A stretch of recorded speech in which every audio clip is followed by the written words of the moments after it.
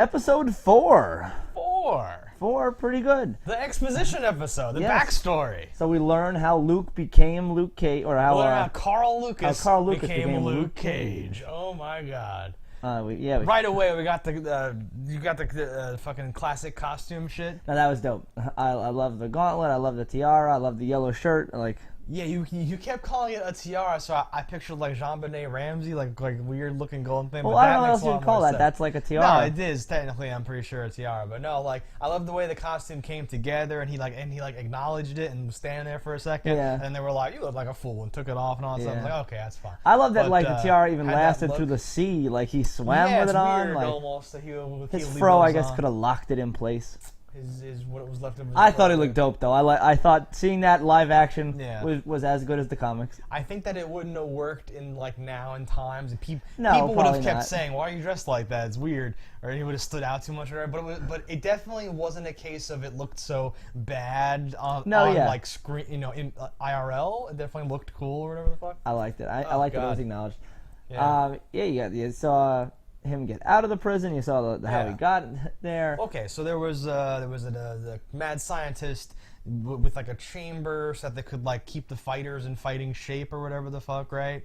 And then he cranked the thing and turned it up too high and it broke and then gave him the powers. That's the long and short of it, right? We're not leaving any stuff out.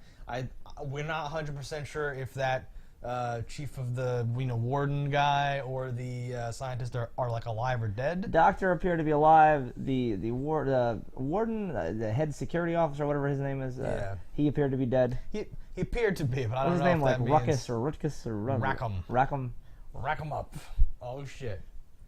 Squabbles didn't make it though. Squabbles also dead. Luke Cage is out with Reva. Reva's alive. Was it mostly for the moment? She's dead. Well, she's dead now. She was alive then. Yeah. No, so it was mostly the flashbacks, right? I feel like some other stuff was happening. Most of the flashbacks, then it was them in the rubble, and eventually he emerges from the rubble in front of the cop, in front of the world, on the news. Reporter boy, get out of here. Yeah, he shattered his way up through it, so there's no he punched through. And I love the guy, right after he punches his way through solid concrete rubble. Do you need help? Yes, I do. I do. It's like, okay, because it seems like you have it under control. Yeah. And in the wide shot before that, a firefighter is moving like a small piece of wood or something like that. There's no machinery or whatever. So I don't know if they're. It's one of those things or whatever. But it's like I don't know if we're supposed to, because he's like, my name is Luke Cage. Like I'm Iron Man. Like this weird thing. Like he's going public now. He's choosing to, and it's like you just punched your way out of rubble in front of the whole fucking thing. No one seemed to think it was that crazy though. I know. And again, but why would you? You would assume no, he was just popping it away. That was the sound of it moving or whatever. People survive these things. I guess it's possible. It's definitely peculiar. But if this happened today, if I was trapped in rubble and that should happen, you wouldn't be like, he's a superhuman. I guess not. I would, but most people I guess wouldn't. No, you'd be like, oh, he's a hero. He saved that Asian lady. He made it out. Great. Shit happens. Yeah. It doesn't usually happen, so I'm not sure what it would look like if it did. It looks like this, I guess. I guess. We got a little more Two-Faced Cop earlier on, calling up Cottonmouth, giving him the intel. After they see that it was indeed a rocket that blew up that spot. So and it took that building down. That rocket was powerful. Yeah, we saw it shift in the last episode, but it continued to shift all the way down. I guess it took out support or something like that.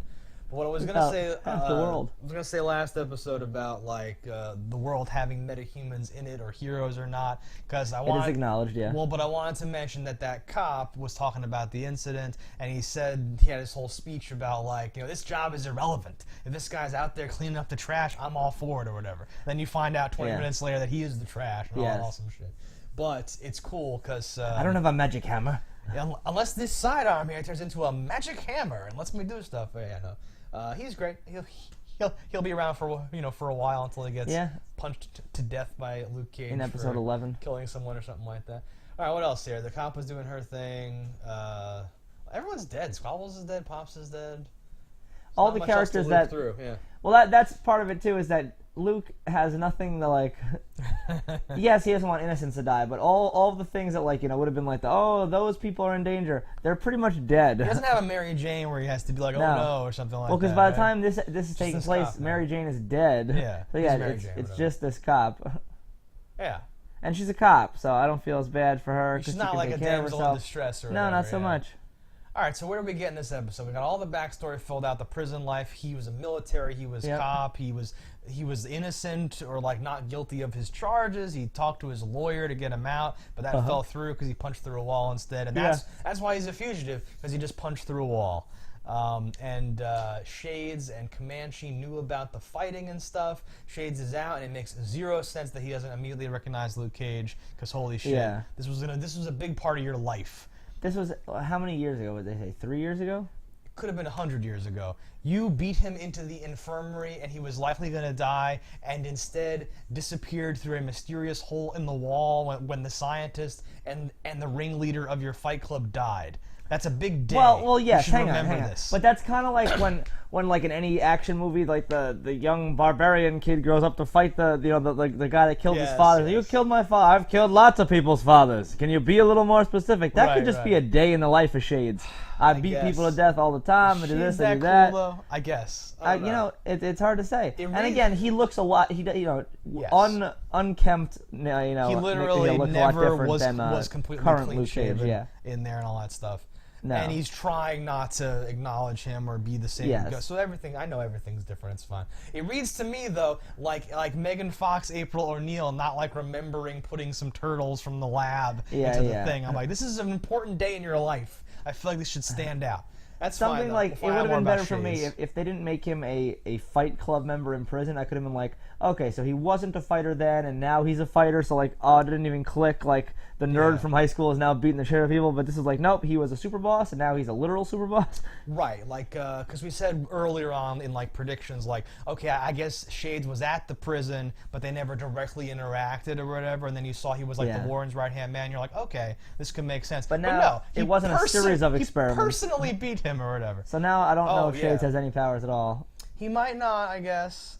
So how do you feel about that? Do you want other people on this show to have powers? Are you hoping they do or they don't? I like there to be the more powers, the merrier powers. agree. You know, in general, it's a world full of superhumans, and the more superhumans encountering each other is better. Yeah. It leads to a better, and especially if it's like a sideways power. It's like, I can tell if you're lying. It's not like it's Yes. someone who's like a direct fight competition, but that's what you also need, because if a person has no physical matches in the world, Right. it doesn't make for that entertaining of a Takes thing. out some of the drama or whatever, and But- like Kilgrave was like a perfect opponent for him, Yes. so he could just make you not like like neutralize. You're my it or bitch whatever. now. Yeah. So, but I agree. I hope it's like a weird power like that, and it's Yeah. not just someone else who's strong or something and buff or whatever. But we'll see. So far, we think maybe no one has any powers, Yeah. which is I guess fine too, because who knows? The world is the world. We'll see. On the next episode of Luke Cage in 4 seconds. Yeah, now we're just getting back into like now we have to like resume the story because this Yeah. was all like filling stuff in or whatever. Exactly. Excitement. And here we go.